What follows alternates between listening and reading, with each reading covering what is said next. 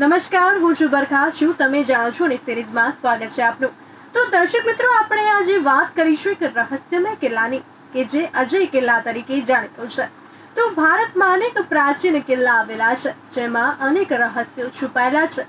તો આજે આપણે વાત કરીશું મુરુદ જંજીરા કિલ્લાની કે જે મહારાષ્ટ્રના રાયગઢ જિલ્લામાં આવેલો છે. એક એવો કિલ્લો કે જે મહારાષ્ટ્રના રાયગઢ જિલ્લાના તટીય ગામ મુરુદમાં આવેલો છે, જેને મુરુદ જંજીરા કિલ્લા નામથી ઓળખવામાં આવે છે. સમુદ્રથી 90 ફૂટની ઊંચાઈ પર આવેલા આ કિલ્લાની ખાસિયત તો એ છે કે સમુદ્રની વચ્ચે બનેલો છે. મુરુદનો કિલ્લો ભારતની પશ્ચિમે આવેલો એકમાત્ર એવો કિલ્લો છે જેને ક્યારેય પણ જીતી શકાયો નથી. કહેવાય છે કે બ્રિટિશ, પુર્તગાલી, મુગલ, શિવાજી મહારાજ, કાન્હોજી, ચેમ્પાજી અપ્પા અને સંભાજી મહારાજે આ કિલ્લાને જીતવાના ઘણા પ્રયાસો કર્યા, પરંતુ તેમાંથી એક પણ સફળ થયા ન હતા. આ જ કારણે 350 વર્ષ જૂના આ કિલ્લાને અજય કિલ્લો કહેવામાં આવે છે. મુરુદ જંજીરાના કિલ્લાનો દરવાજો દિવાલની આડમાં બનાવવામાં આવ્યો છે, જે કિલ્લાથી કેટલાક કિલોમીટર દૂર જવા પર દિવાલોના કારણે દેખાવાનો બંધ થઈ જાય છે.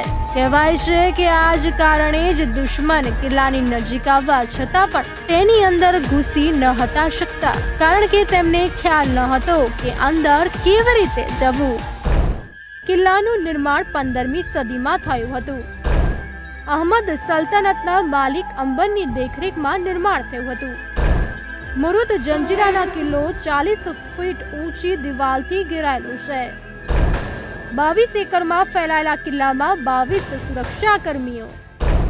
કિલ્લો પંચપીર પંજાતન શાહ બાબાના સંરક્ષણમાં છે. શાહ બાબાનો મકબરો પણ આ કિલ્લામાં છે. આ કિલ્લામાં મીઠા પાણીનું સરોવર છે. સમુદ્રના ખારા પાણીની વચ્ચે હોવાને કારણે પણ અહીં મીઠું પાણી આવે છે. આ મીઠું પાણી ક્યાંથી આવે છે તે હજુ સુધી રહસ્ય જ છે. તો આવા જ બીજા અનેક રસપ્રદ વિષયો સાથે ફરી મળીશું. ત્યાં સુધી જોતા રહો બુલેટિન ઇન્ડિયા, ભરોસો ગુજરાતનો.